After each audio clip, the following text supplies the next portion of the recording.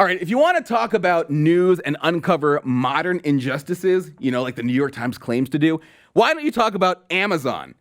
Amazon is a total disaster. Like Jeff Bezos, why are you going to space, Jeff Bezos, when you are working your employees like slaves? Like, give your slaves some more money and you'll still have enough money to go to space if you want.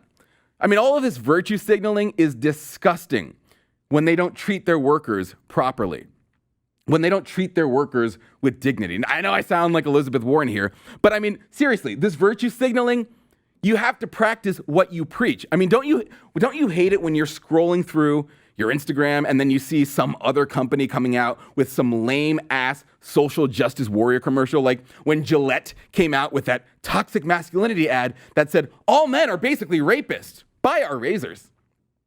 And of course, Nike with their all police are pigs, all police are corrupt, buy our sneakers.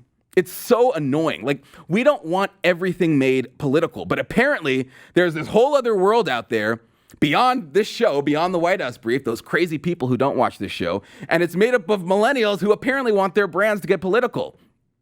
And today, 181 of the nation's top CEOs agreed that driving shareholder value is no longer their sole business objective. What that means is you're probably going to see a lot of more brands flaunting their donations to killing machines like Planned Parenthood and that gay Pride Month stuff. It's going to become like Halloween, where it gets longer and more corporate each year. Sounds like an awful idea to me.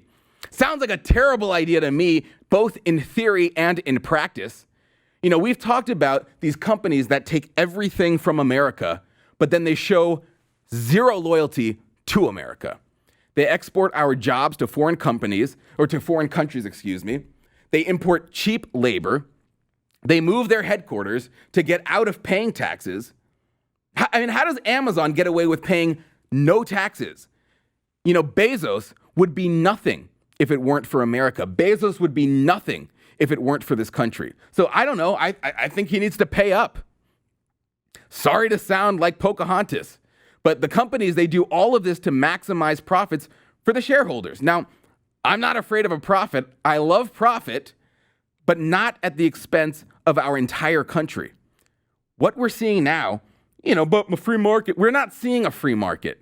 It's not free when Facebook and Twitter and YouTube, aka Google, control who gets to be heard. The foundation of America is entrepreneurship and business. But when these businesses turn into monopolies and oligopolies, don't you love that word? Oligopolies, love it. When they're allowed to run amok, though, it hurts us as a country. And there has always been an agreement that there is a role for government to play. That doesn't make me a liberal. The question has always been in this country about when government gets involved. You had the Articles of Confederation. That was too little government. That was a disaster. That was an anarchy disaster. Anarchical. I think that's the word. Whatever, it was a mess. And we therefore want to keep government as limited as possible while agreeing that there is a role for government to play. So at the same time, we can absolutely put social pressure on these companies if we don't want the government to get involved. And that's what I'll attempt to do here.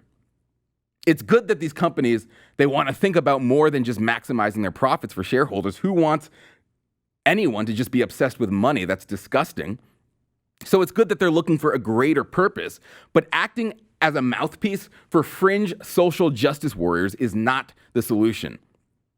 That will just continue to poison the discourse. Instead, the solution here is to use your profits to make your business amazing for your employees. Raise their wages. We talk about the minimum wage, $15 minimum wage is ridiculous if you have government enforcing it, but the companies should raise the wages of their workers. They should treat their workers with respect and dignity and pay them what they're worth. They should expand their workers' retirement accounts. They should offer better contributions to their 401ks. Use some of your profits, Bezos, to pay for your employees to continue their education. We always talk about how it is not government's job to force companies to do it because companies, they're going to do it on their own, and that companies, they know what's right and they're going to do the right thing. But when companies don't do it, I think we have a responsibility to encourage them to do so. Build and invest in factories. Build and invest on building things here, on helping American workers here. Take on infrastructure problems. Maybe your company's based in a garbage town, so invest your money into fixing it. Domino's is an example. Last year, Domino's launched a project that fixes potholes. That has a direct positive impact on the community, benefiting not just the workers, but the people who spend money on their pizza. So it's a win-win. Let's see more things like that. We don't need more arguing. We don't need more polarization. And taking on political issues is polarizing. Taking on political issues, therefore, is a gamble. You know, sometimes it works. It worked out for Nike and Kaepernick. But Gillette didn't work out so well. Gillette lost billions.